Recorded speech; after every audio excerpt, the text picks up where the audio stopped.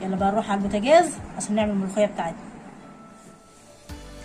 كده انا معايا الشوربه، احط المقدار الشوربه على قد الملوخيه اللي انا هعملها، عشان يحسن تطرى مني او تعمل مني حاجه ابقى انا عامله حسابي.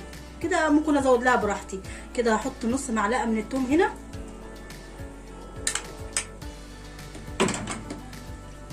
معايا كزبره بس هحطها على التومه، كزبره ناشفه اما نيجي نطش التومه ان شاء الله.